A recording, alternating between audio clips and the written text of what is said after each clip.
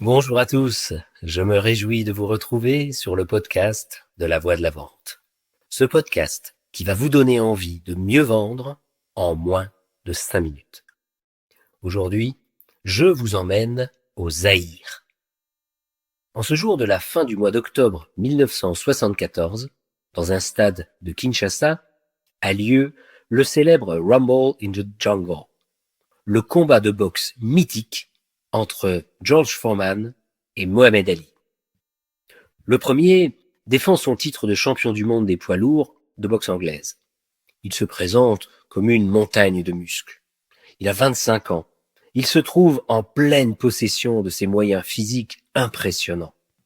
En 40 matchs disputés, il n'a jamais perdu. Il a mis 37 fois ses adversaires au tapis par KO. Les bookmakers le donnent largement favori. Le second, âgé de 32 ans, a beaucoup perdu de sa superbe, et il le sait. Comme à son habitude, il commence le match en faisant le show devant les médias. Il déclare « Vous croyez que le monde a été choqué par la démission de Nixon? Attendez que je botte le cul de George Foreman. Je vole comme le papillon, je pique comme l'abeille. » Il rallie le public à sa cause. Les 100 000 personnes présentes ce jour-là le portent en scandant « Allez, Boumaïe ! Ali, tue-le !» Mais au-delà de sa frime hors du ring, il a préparé son combat pour surprendre son adversaire. Il abandonne son jab et sa légendaire mobilité et il se colle dans les cordes. Il envoie dans les premiers rounds des directs du droit. Mais surtout, il résiste aux coups violents du champion du monde. À force de rebondir contre les cordes et d'encaisser en provoquant Foreman, il trouve le moyen de l'épuiser et de l'obliger à combattre plus de 5 rounds. Il se produit alors ce qu'il a anticipé. Au 8e round, Foreman s'effondre. Il se relève 1 seconde trop tard. Il vient de perdre son titre et le premier match de sa carrière. Tout le monde a retenu de ce match le comeback de Mohamed Ali.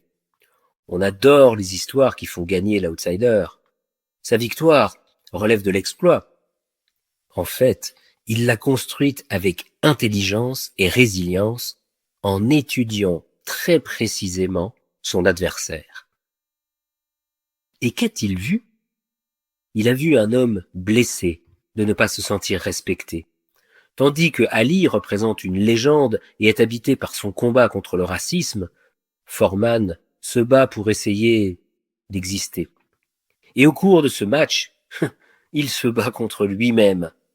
Son mental lui intime d'asséner des coups pour détruire son adversaire. Et il finit par se détruire lui-même sur le ring. 3 années plus tard, il a une révélation mystique. Il prend sa retraite et il devient prédicateur. Sa vie change. Il réussit à lui donner du sens. Il calme sa colère. Suite à des déboires financiers, la vie l'oblige à remonter sur le ring à l'âge de 38 ans.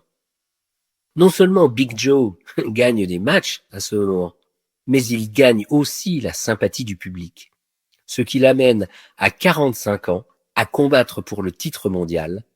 Il le remporte par KO au 10e round. En renonçant à son mental et après avoir trouvé un sens à sa vie dans la foi, il obtient naturellement ce pourquoi il avait dû se battre sans l'obtenir dans ses premières années. La reconnaissance. Alors de quoi elle nous parle cette histoire? Eh bien, elle nous parle de motivation intrinsèque. Elle nous parle d'ego. Elle nous parle d'identité. Tant que vos intentions ne sont pas claires, votre performance en pâtira.